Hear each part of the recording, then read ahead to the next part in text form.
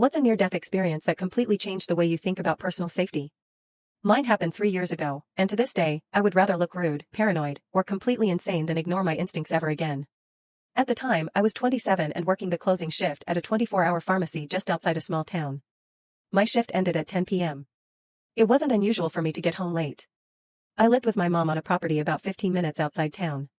The nearest neighbor was almost half a mile away, and most of the road leading to our house was surrounded by fields and woods. My dad had passed away years earlier.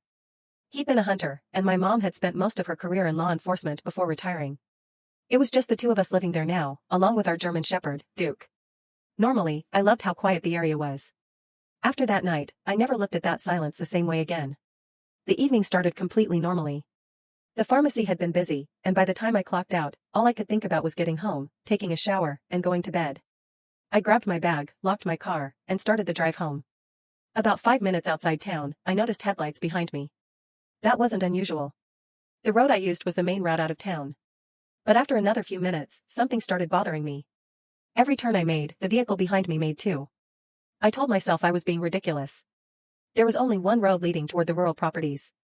Of course they'd be going the same direction. Still, I checked my rearview mirror again. An older SUV. Dark-colored. Couldn't make out much else. I turned up my radio and tried to ignore it. Then I took a turn I normally didn't take. A small detour. Just to prove to myself I was being paranoid. The SUV followed. I remember laughing nervously. Not because it was funny. Because I suddenly didn't know what else to do. My stomach felt tight. The kind of feeling you get right before a bad storm. I kept driving. The SUV stayed behind me. Not close. Not aggressive. Just there. Watching. Following. At that point, I was only a few minutes from home. I considered driving back into town. But then I started feeling embarrassed. What was I going to tell someone? That a car happened to be driving behind me? I convinced myself I was overreacting. So I kept going. When I turned onto the long gravel road leading to our property, the SUV turned too. That's when the feeling hit me. Not fear. Certainty. Something was wrong. The road to our house was private. Nobody used it unless they were visiting one of the properties at the end. And there were only 3. I knew every family that lived there. I'd known them for years. I had never seen that SUV before. My hands tightened on the steering wheel. I checked the mirror again. The SUV was still there. Steady. Patient. Almost as if they knew exactly where I was going. I could see our house ahead in the distance. The porch light was on. For a second, I felt relieved. I was almost home. Then another thought hit me. If these people were following me, I had just led them straight to my house. I pulled into the driveway. The SUV pulled in behind me. My heart stopped. The vehicle rolled to a slow stop. The engine stayed running. For a moment nobody moved. Then the driver's door opened. An elderly woman stepped out. A man who looked around the same age climbed out from the passenger side. Both of them were smiling. At first glance, they looked completely harmless. Grandparent age. Nicely dressed. The kind of people you'd expect to see shopping for groceries. The woman raised a hand. "Excuse me, sweetheart." I froze. The man stayed beside her. Watching. The woman smiled wider. "We've been trying to get your attention." Something about her voice made the hair on my neck stand up. I can't explain it.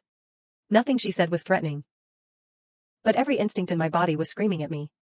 I looked toward my house. Then back at them. The woman took a step forward. "Honey, we think something might be hanging underneath your car." The smile never left her face. Not for a second. The man still hadn't said a word. He wasn't looking at my car. He wasn't looking at me. He was staring at the house. I felt cold. The woman took another step. "Could you come take a look?" I remember thinking that if they were genuinely concerned, they would have told me while I was stopped at the gas station 10 minutes earlier. Or flashed their headlights. Or honked. Instead, they'd followed me all the way home. I didn't answer. The woman's smile twitched. Just for a second. Then it returned. That was enough. I left my bag. Left my phone. Left everything. And ran. I sprinted to the front door. Behind me I heard the woman call out. "Sweetheart?" I threw the door open. Duke immediately started barking. Not normal barking.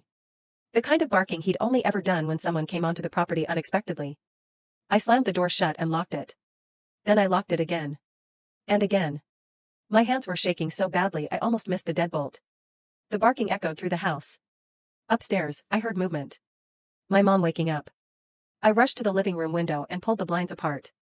The old couple hadn't moved. They were still standing exactly where I'd left them. Watching the house. Watching me. The woman was still smiling. The man wasn't. Neither of them looked confused. Neither of them looked offended. Neither of them looked surprised that I'd run. They simply stood there. Staring. Neither one blinking. Neither one speaking. Just watching. The feeling that hit me then was unlike anything I'd ever experienced. Because for the first time that night, I knew I wasn't being paranoid. I wasn't imagining things. Something was very, very wrong. And then the couple slowly turned around and walked back toward their SUV. I remember feeling relief. Maybe they were leaving. Maybe I'd panicked for nothing. The SUV pulled away. Its taillights disappeared down the road. The house became quiet again. Duke eventually stopped barking. My breathing slowed. I started feeling stupid. Maybe they really had been trying to help. Maybe I'd overreacted. Maybe I'd just scared myself. Then I remembered something. My phone.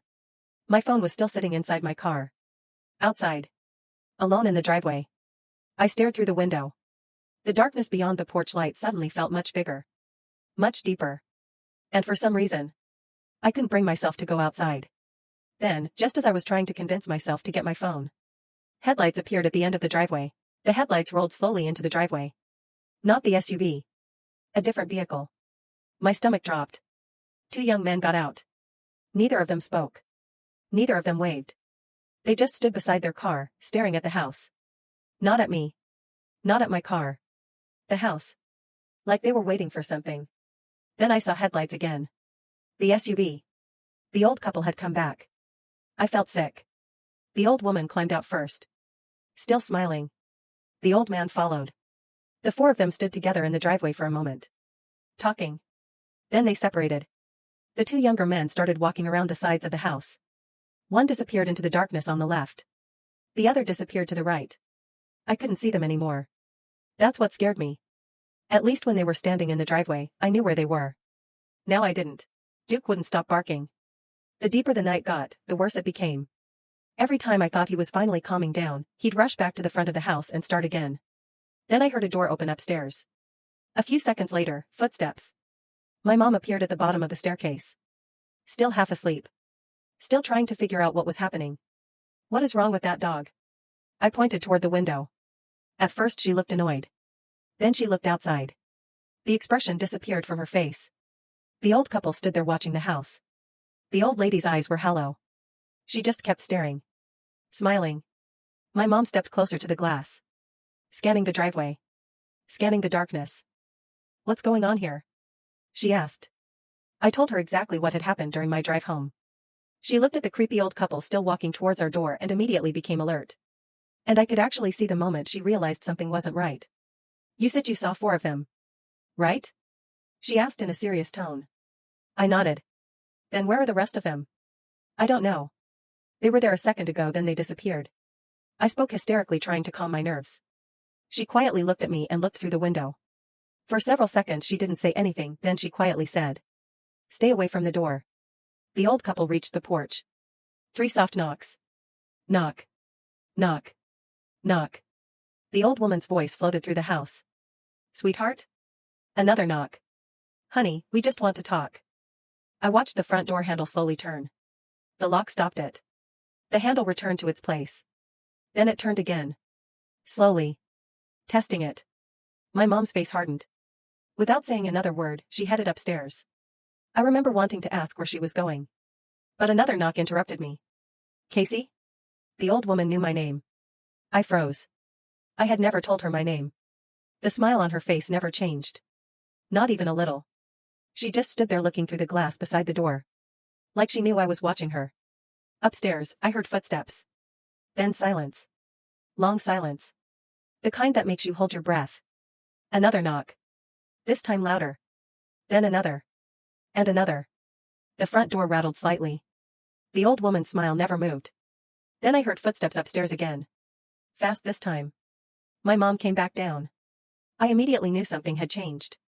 Her eyes were locked on the back of the house. And that's when I noticed the rifle. My heart skipped. She looked at me. There are people behind the house.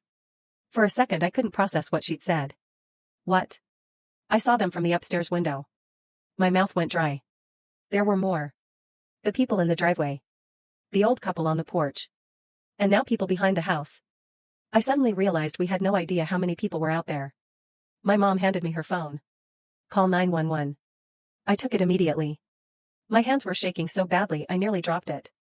While I was dialing, my mom stepped closer to the front door. The old woman was still smiling. Still waiting. The handle turned again. This time harder. My mother's voice cut through the house. Get off my property. Silence. The old woman tilted her head. Then smiled wider. Honey, we're just trying to help. The handle moved again. My mom didn't budge. I'm armed.